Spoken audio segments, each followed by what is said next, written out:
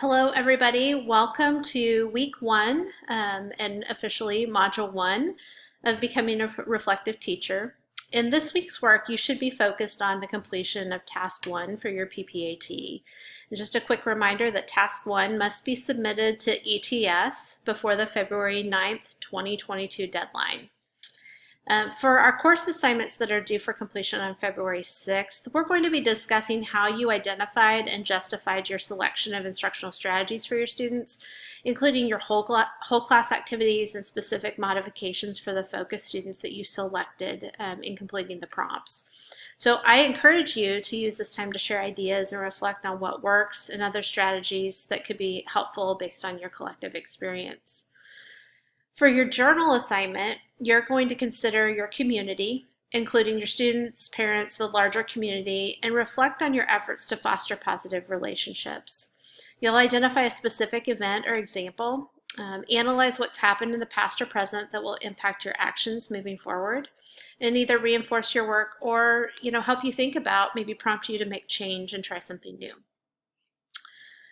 Discussing your efforts or plans for fostering positive relationships will be helpful in your prompt, and think about what evidence will help you know whether or not you are successful. Like, what's kind of your indicator that you're going to watch to see whether or not you're making an impact, or again, whether or not you need to make an adjustment down the line. So again, use the Google Doc journal prompt that's saved in Blackboard to complete the journal entry. So it's in your Module 1 information. And please make sure that you make a copy of the journal template that I shared in Module 0. You'll name that, save it into your Google Drive for you, and then make sure you're sharing your link with me to my Google address that was provided in that assignment prompt. If you have any questions about that, just let me know. Again, that's going to be the running document that you're going to continue to use for your journaling, and I'll be able to come in and provide some feedback and commenting back to you throughout the course. If you have questions, just holler. I am excited for you to get started and take the first step in your PPAT.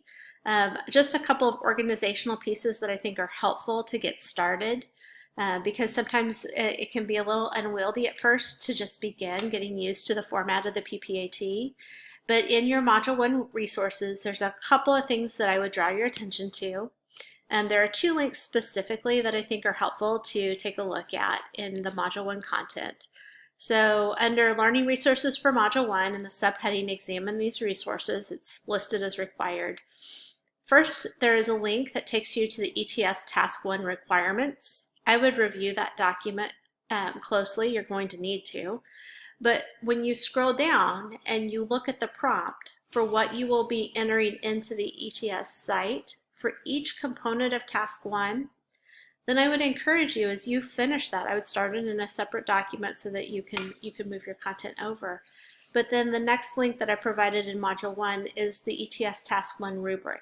So as you write a response that's going to go into a text box, then immediately go look at the rubric and see how that response for that text area and entry is going to be reviewed and scored.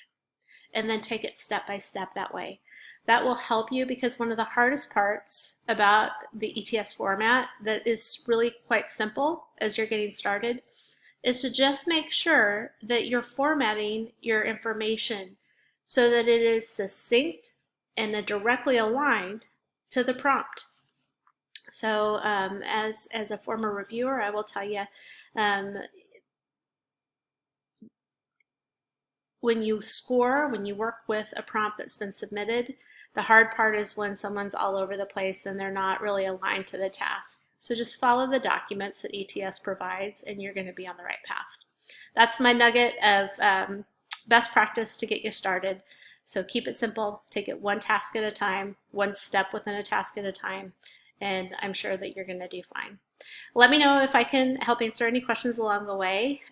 Also, I'll seek some feedback. I'll post into our announcements for week 1 and maybe do a quick poll and see if people are interested in having like an office hour or Zoom session that we can jump into just to answer any questions, and that would be a designated time each week. So I'll do some polling and see what kind of feedback you want to give me.